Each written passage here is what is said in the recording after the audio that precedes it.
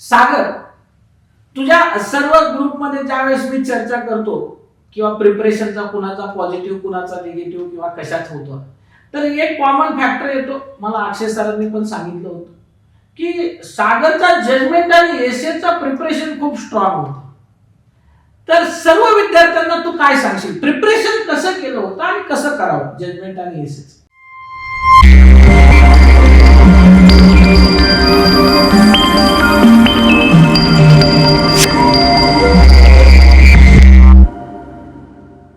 नमस्कार, मी गणेश शिरसाट. आपल्या गणेश शिरसाट या युट्यूब चॅनल मध्ये पुन्हा एकदा तुमचं स्वागत आहे. आपण पाहत आहोत सक्सेस स्टोरीज. 2022 च्या JMFC ची एक्झाम, 2023 मध्ये प्रिलिम झाली, 2024 मध्ये मेन्स झाली, 2025 मध्ये इंटरव्ह्यू होऊन 114 विद्यार्थी त्यामध्ये सिलेक्ट झाले, रिकमेंड झाले. आपण या विद्यार्थ्यांच्या सक्सेस स्टोरीज पाहत आहोत. आपण पाहिलं की या 114 विद्यार्थ्यांना 3 मित्र असे होते ज्यांनी सोबत अभ्यास केला, प्रिलिमचा अभ्यास सोबत केला, मेन्सचा अभ्यास सोबत केला, इंटरव्ह्यूचा अभ्यास सोबत केला आणि हे सोबत 2022 च्या परीक्षेमध्ये JMFC म्हणून सिलेक्ट झाले, रिकमेंड झाले. सिलेक्शन नंतर आपण वेगवेगळ्या माध्यमातून, सोशल माध्यमातून, न्यूज चॅनलला आपण त्यांची इंटरव्ह्यू पाहिली. त्या 3 मित्रांपैकी आज आपल्याकडे सागर नळकंडे सर आलेले आहेत. सर्वात प्रथम सागर, मी तुझं आपल्या क्लासच्या वतीने, गणेश शिरसाट अकॅडमीच्या वतीने, माझ्या वतीने आणि आपल्या सर्व विद्यार्थ्यांच्या वतीने तुझ्या या यशाकरता तुझं खूप खूप अभिनंदन करतो. आम्ही तुझं हे प्रिपरेशनच्या स्ट्रॅटेजी पाहत असताना तुम्ही तिघांनी सोबत अभ्यास करू हे प्रिपरेशन यश कसं मिळवलं हे आम्ही पाहिले. पण आमचा पहिला प्रश्न आहे की तू ह्या लॉ आणि कायदा क्षेत्रात कसा आलास, म्हणजे लॉला तू कसा आलास, हे आमच्या सगळ्या मित्रांना जाणून घ्यायचं आहे. सर, आमच्या घरी काही कसलं लॉ बॅकग्राऊंड नाहीये. 12वी झाल्यानंतर आमच्या वडिलांची इच्छा होती की घरामध्ये एखाद्या मुलाने कायद्याचा अभ्यास करावा आणि वकील व्हावं. त्यामुळे सर मी कायदा क्षेत्राकडे वळालो. म्हणजे कुटुंबामध्ये कुणी लॉ बॅकग्राऊंडचं नाही, तू फर्स्ट जनरेशन लॉयर आहेस आणि जज पण पहिलाच आहेस. अरे वा, नक्कीच. तुझा लॉ कंप्लीट झाल्यानंतर तू JMFC कडे कसा पर्टिक्युलर प्रिपरेशन करण्याकरता कसा आलास, म्हणजे लॉ कंप्लीट करत असतानाच तुला असं होतं की आपल्याला JMFC करायचंय का लॉ कंप्लीट झाल्यानंतर तुझ्या मनामध्ये विचार आला आपण ज्युडिशियरी हे करिअर पण ऑप्शन ट्राय केला पाहिजे? सर, मला सुरुवातीला JMFC बद्दल काही माहिती नव्हती, परंतु मी थर्ड इयरला असताना 2018 मध्ये आपल्याच क्लासमध्ये एक सिलेक्ट झालेले एक आदरणीय वैभव शेंडे सर आपल्याकडे सक्सेस स्टोरीज मध्ये आले होते.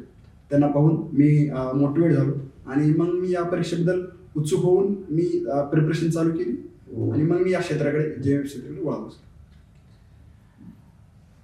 नक्कीच विद्यार्थी मित्रांनो, आपण ह्या सक्सेस स्टोरीज ऑफलाईन क्लासमध्ये ऑनलाईनच्या विद्यार्थ्यांकरता किंवा युट्यूबच्या माध्यमातून ह्या पोस्ट करण्याचा, पब्लिश करण्याचा एक हेतू हाच आहे की जे नवीन विद्यार्थी प्रिपरेशन करत आहेत त्यांना हे पाहून, या स्टोरीज ऐकून एक मोटिवेशन मिळावं.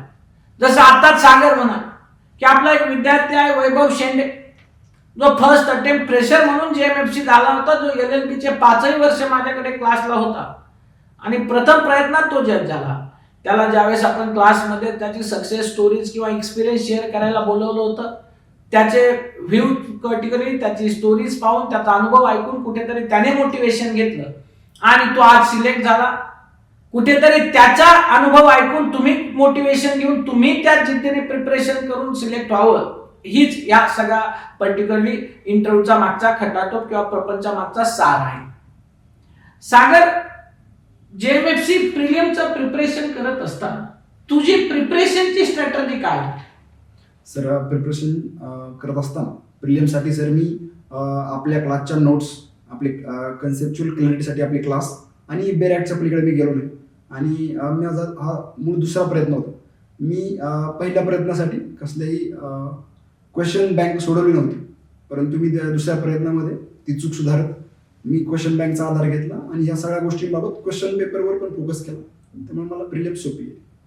नक्कीच प्रिलियमचं प्रिपरेशन करत असताना बेरॅक्स तर मस्तच आहे, पण बेरॅक्स वाचून झाल्यानंतर objective solving, previous year question paper solving आणि ऑब्जेक्टिव्ह सॉल्व्हिंग तेही तितकीच महत्वाची आहे, जी पर्टिक्युलरली करेक्शन सागरने त्याच्या सेकंड अटेम्प्ट मध्ये केलं आणि त्याला त्याचं यश मिळालं. प्रिलियम्स पास झाल्यानंतर सगळ्यात मोठा हर्डल असतो तो म्हणजे रिटर्न एक्झामिनेशन. ती खूप जास्त इम्पॉर्टंट असते, त्याचा स्कोअर ठरवतो की तुम्ही फायनल लिस्ट मध्ये येणार आहे की नाही. तर मेन्सचा तुझा अभ्यासाचा स्ट्रॅटेजी कशी होती, त्याचा एक्सपिरियन्स कसा होता? मी जसं मगाशी म्हटल्याप्रमाणे हा माझा दुसरा प्रयत्न होता. माझ्या पहिल्या प्रयत्नामध्ये मी JMFC मेन्स फेल झालो होतो. मी प्रथमतः जो माझा पहिला प्रयत्न होता त्याचा मेन्सचा क्वेश्चन पेपर मी मागून घेतला. मी स्वतः तो ॲनालिसिस केला, आपल्याकडून ॲनालिसिस करून घेतलं आणि माझ्या ज्या चुका झालेल्या आहेत मेन्समधल्या या सगळ्या मी एका माझ्या डायरीमध्ये लिहून ठेवलं आणि त्या प्रत्येक चुकावर मला काय काय करता येईल, कसं कसं त्यावर सोल्युशन काढता येईल त्यावर मी काम केलं. जसं की माझ्या पहिल्या प्रयत्नामध्ये मला लिहायची सवय नव्हती, माझं हँडरायटिंग खराब होतं, मी प्रेझेंटेशनकडे कधी लक्ष दिलं नव्हतं आणि या सगळ्या गोष्टींमुळं मार्कांवर मला थोडासा फरक पडला. ही चूक मी सेकंड अटेम्प्टला सुधारली आणि मी जास्तीत जास्त लिखाणावर फोकस केला आणि इंटरलिंकेजेसवर थोडा भर दिला. त्याचा मला नक्कीच मला फायदा झाला. नक्कीच रिटन एक्झामिनेशन मध्ये लिखाणावर जास्त फोकस करणं, इंटरलिंकेजेस जास्त महत्वाचे आहेत, ज्यामुळे आपल्याला स्कोअर करण्याकरता मदत होती. हे सर्व विद्यार्थ्यांनी याची नोंद घेतली पाहिजे. रिटन एक्झामिनेशन क्लिअर झाला, इंटरव्ह्यू आला. इंटरव्ह्यूचा तुझा एक्सपिरियन्स कसा होता? इंटरव्ह्यूचं प्रिपरेशन आणि कसा इंटरव्ह्यू गेला तुझा? सर हा 2022चा हा माझा पहिला JMFचा इंटरव्ह्यू होता. ते आधी मी लिगल असिस्टंटचा इंटरव्ह्यूसाठी होतो आणि त्या इंटरव्ह्यू तो लिगल असिस्टंटचा इंटरव्ह्यू कसा गेला मी हा पूर्णतः लिहून ठेवला होता. मायन्यूट डिटेल्स जे लिहून ठेवले होते आणि त्याचा फायदा मला या इंटरव्ह्यूला झाला आणि मग मी या इंटरव्ह्यूचं एंट्री कशी पाहिजे, एक्झिट कशी पाहिजे याच्यावर थोडंसं फोकस केला आणि मग मी अशा प्रकारे माझ्या जुन्या चुकांमधून मी माझा इंटरव्ह्यूची पण प्रिपरेशन केली. नक्कीच इंटरव्ह्यू ही महत्वाची म्हणजे पर्सनॅलिटीची टेस्ट असते. आपण पोलाइट आहोत का, डिसेंट आहोत का, पॉझिटिव्ह ॲटिट्यूड आहोत का, की ॲरोगंट आहे की ओव्हर कॉन्फिडेंट आहे, एंट्री कसं करतो, पर्टिक्युलरली एक्झिट कसं करतो, ह्या सगळ्या गोष्टी तितक्याच महत्वाच्या आहेत. आणि त्याने लिगल असिस्टंटचा जो इंटरव्ह्यू दिला होता त्यामधनं काही गोष्टी तो शिकला, अनुभवातनं शिकला आणि त्यानंतर पर्टिक्युलरली त्याने JMFCचा इंटरव्ह्यू दिला आणि यावेळेस तो सिलेक्ट झाला. सागर, तुझ्या सर्व ग्रुपमध्ये ज्यावेळेस मी चर्चा करतो किंवा प्रिपरेशनचा कुणाचा पॉझिटिव्ह कुणाचा निगेटिव्ह किंवा कशाच होतं, तर एक कॉमन फॅक्टर येतो. मला अक्षय सरांनी पण सांगितलं होतं की सागरचा जजमेंट आणि एसेचा प्रिपरेशन खूप स्ट्रॉंग होतं. तर सर्व विद्यार्थ्यांना तू काय सांगशील, प्रिपरेशन कसं केलं होतं आणि कसं करावं जजमेंट आणि एसेच?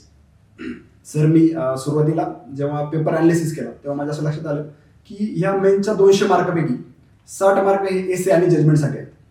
60 मार्क म्हणजे 30% फक्त जजमेंट आणि एससाठी आहेत. मग मी आतापर्यंत विचारलेला प्रत्येक जजमेंट याच्या 5 ॲक्विटल आणि 5 डिसमिसल याचे डिसिजन जजमेंट्स काढले, ते काळजीपूर्वक ॲनालिसिस केले आणि त्याचा एक फॉर्मॅटच बनवून घेतला की जर एक्झाममध्ये असा प्रकारचं जजमेंट आलं तर काय त्यातले जजमेंट्स काय आहे, त्याचं फॉर्मॅट काय आहे. मी असं संपूर्ण माझी एक नोटबुक तयार केली त्याची आणि त्याचा पूर्ण बारकाईने अभ्यास केला प्रत्येक जजमेंटचा. आणि जर मला त्याचा फायदा आपला ह्या वर्षी इन्क्रोचमेंटचं जजमेंट आलं होतं तर मी जसं माझ्या नोटबुकमध्ये आहे रिझनिंग सहित मी तसं लिहिलं. म्हणजे एक जजमेंटचं प्रिपरेशन करत असताना सगळे टॉपिक्स घेतले, 5 त्याचं ॲक्विटल, 5 त्याचे कन्व्हिक्शन आणि मग त्याचे तू व्यवस्थित रिझनिंग ॲप्रिशिएशन नोटबुक मध्ये लिहून काढले आणि मग त्याचं प्रिपरेशन केलं. हा खूप महत्वाचा मुद्दा त्यांनी सांगितला प्रिपरेशन करत असताना की जजमेंट रायटिंग आणि एसे जवळपास 60 मार्क 200 पैकी आहेत आणि त्याचंही प्रिपरेशन आपल्याला मेन्सच्या परीक्षेमध्ये खूप चांगल्या पद्धतीने केलं पाहिजे. त्याने सांगितलेली स्ट्रॅटेजी नक्कीच तुम्ही जर त्याच्यावर काम केलं तर ती नक्की तुम्हालाही ती फायदेशीर नक्कीच ठरेल. सागर 2022 आहे, आली 2023 मध्ये, प्रिलिम्स 23 ला झाली, वर्षभराने मेन्स झाले 2024 मध्ये, नंतर इंटरव्ह्यू एका वर्षाने झाले 2025 मध्ये. ह्या सगळ्या काळात म्हणजे खूप डिले होत होता. तर तू कसं हे संयम कसा ठेवला आणि प्रिपरेशन कसं केलं, म्हणजे काय केलं त्या काळात? सर ॲड यायला उशीरच होता. मग मला माझ्या पहिल्या प्रयत्नाचा अनुभव होता, तेव्हा माझ्या लक्षात आलं आणि आपण पण खूप वेळा सांगितलं की मेन्सची एक्झाम आहे ती खूप इम्पॉर्टंट आहे. त्यामध्ये जर स्कोर केला गेला तर तो नक्कीच फायदेशीर ठरतो. मग मी त्या दृष्टिकोनातून पावलं उचलताना मी पहिल्यांदा जजमेंटचे सगळे कलेक्शन करणे आणि नंतर जे आतापर्यंत एसे विचारलेले आहेत त्याचे ट्रॅडिशनल टॉपिक आणि करंट लिगल टॉपिक असे सेपरेट करून जे ट्रॅडिशनल टॉपिक्स आहेत त्याचे प्रिपरेशन करणे आणि हँडरायटिंगवर काम करणे किंवा मग प्रेझेंटेशनवर काम करणे आणि जास्तीत जास्त कसं लिहिता येईल त्याच्यावर फोकस केला आणि नोट्स कम्प्लिशन हे केलं. माझ्या मते जोपर्यंत ॲड येत नाही तोपर्यंत आपल्या ज्या जुन्या नोट्स आहेत त्या रिफाईन जर करत गेलं तर नक्कीच क्रिस्प मटेरियल तयार होतो. एक खूप महत्वाचा एक मुद्दा सांगितला त्याने, हँडरायटिंग इम्प्रूव्ह करण्याचाही प्रयत्न केला. मी असं म्हणत नाही किंवा तुमची खूप सुंदर हँडरायटिंग पाहिजे, तर कमीत कमी तपासणाऱ्याला वाचता तरी आली पाहिजे, अशी तरी पाहिजे. त्यामुळे जे विद्यार्थी प्रिपरेशन करत आहेत आणि खूपच आपली हँडरायटिंग खराब आहे तर नक्कीच त्याने इम्पॅक्ट होऊ शकतो. समोरच्याला वाचताच नाही आलं तर काय मार्क्स, तर त्याच्यावर सुद्धा तुम्ही थोडं काम केलं पाहिजे. ज्या काळात ऍड नाही किंवा जास्त डिले होतोय हेही तितकंच महत्वाचं आहे, हे सर्वांनी लक्षात घेणं गरजेचं आहे. सागर, बरेच विद्यार्थी आहेत, तुम्ही मित्र तर सिलेक्ट झालेला आहात, पण बरेच ऑनलाईन महाराष्ट्रामध्ये वेगवेगळे विद्यार्थी आपल्याला पाहत आहेत. तुझे काही परिचित विद्यार्थी आहेत, हे प्रिपरेशन करत आहेत. आणि काय सल्ला देशील की यश मिळवण्याकरता या सर्वांनी काय केलं पाहिजे, काय एक सल्ला देशील? जेमिप्सचं प्रिपरेशन करत असताना जे विद्यार्थी तयारी करत आहेत त्यांनी जे जुने विद्यार्थी आहेत त्यांनी सुरुवातीला तर आपले मागच्या प्रयत्नामध्ये काय काय चुका झाल्या या स्वतः अनालिसिस करून किंवा आपल्या सरांमार्फत अनालिसिस करून त्याच्यावर सोल्युशन काय निघतं आणि त्या सोल्युशनवर काम केलं तर आपला निकाल 100% येईल. आणि जे काही विद्यार्थी नवीन आहेत त्यांनी दुसऱ्यांच्या चुकापासून, जसं सर आपण नेहमी म्हणता की दुसऱ्यांच्या चुकापासून शिकलं पाहिजे आणि मग त्यांनी त्यावर काम केलं पाहिजे. त्यांनी निश्चितच हा प्रवास थोडासा सुखकर होईल त्यांचा. असं म्हटलं जातं स्पर्धा परीक्षेमध्ये अनुभवातनं शिकावं, एक्सपिरियन्स म्हणून.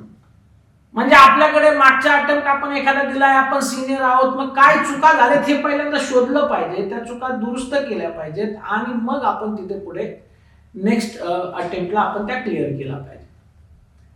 सागर, प्रवास कसा मोठा आहे, प्रिलिम्स मेन्स इंटरव्ह्यू तसा तुझा सेकंड अटेम्प्ट होता, यश मिळालंय, जेएमएफसी म्हणून तू पर्टिक्युलरली सिलेक्ट झालेला आहास. सिलेक्ट झाल्यानंतर रिझल्ट नंतर कुटुंबाच्या भावना कशा होत्या, काय अनुभव होता तुझा? सर त्या 29 तारखेला ज्या दिवशी शेवटचा इंटरव्ह्यू झाला त्या दिवशी निकाल अपेक्षित होता आणि आम्ही निकालाची वाट पाहत होतो. निकाल लागला आणि आमच्या संपूर्ण कुटुंबाला एवढा आनंद झाला की तो क्षण आमच्यासाठी एक वेगळा होता. आता पण मी ते फोटो बघतो, ते व्हिडिओ बघतो. सर मी जे तयारी करतो विद्यार्थी त्यांना नक्की सांगतो की त्या क्षणासाठी, त्या आईवडिलांच्या डोळ्यातील अश्रूसाठी तेवढा अभ्यास करा की आपलं सिलेक्शन व्हावं आणि त्यांना तो आनंद मिळावा. नक्कीच. मी नेहमी क्लासमध्ये सांगतो, तुमच्या आयुष्यातला एखाद्या स्पर्धा परीक्षेच्या विद्यार्थ्यातल्या आयुष्यातला सगळ्यात आनंदाचा क्षण कोणता? तर जर तुम्ही प्रिपरेशन करत आहात आणि जेएमएफसी म्हणून सिलेक्ट झालात, त्या रिझल्टमध्ये रिकमेंडेड लिस्टमध्ये तुमचं नाव आलं यादीत आणि तुम्ही तो रिझल्ट आईवडिलांना सांगताय किंवा मी जज झालो आणि तो रिझल्ट ऐकून त्यांच्या डोळ्यात जर पाणी आलं तर तुमच्या आयुष्यातला तो सगळ्यात आनंदाचा क्षण असतो. ते डोळ्यातनं येणारे अश्रू, पाणी हे त्यांचा स्वाभिमान असतो, त्यांचा अभिमान असतो की आपण 25-30 वर्ष जे कष्ट केले त्या कष्टाला कुठेतरी फळ मिळालं, कुठेतरी यश मिळालं. आपल्या मुलावर, मुलीवर जो विश्वास ठेवला तो विश्वास कुठेतरी आज सार्थकी झाला. कुठेतरी या एका क्षणाकरता प्रत्येकाने धडपड केली पाहिजे.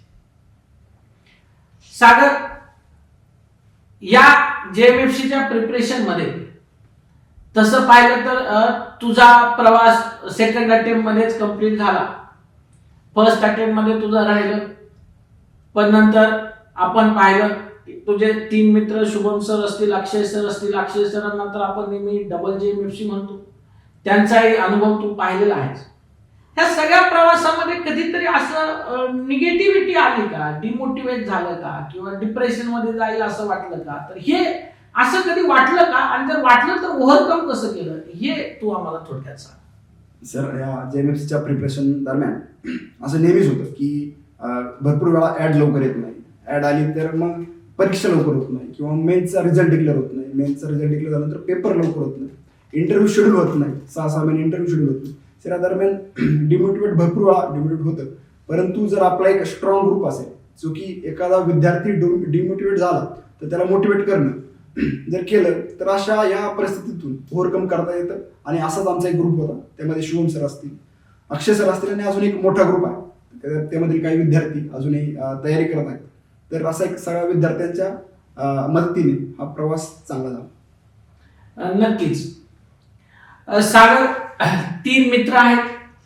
3 मित्र सोबत अभ्यास केला, सोबत JMFC झालं, दोघांचे लग्न झाले, तुझंही लग्न येणाऱ्या काही काळात आहे. तर तुला तुझ्या विवाह करता खूप खूप शुभेच्छा. तू आज इथे आलास आणि तुझा अनुभव आपल्या विद्यार्थ्यांसोबत प्रिपरेशन स्ट्रॅटजी शेअर केली, त्याबद्दल तुझ्या या यशाकरता तुझ्या कुटुंबाचं, होणाऱ्या भावी पत्नीचं, सर्वांचं आपल्या क्लासतर्फे, आपल्या अकॅडमीतर्फे, गणेश शिरसाट अकॅडमीतर्फे, माझ्यातर्फे तुमच्या सर्वांचं खूप खूप अभिनंदन, खूप खूप धन्यवाद.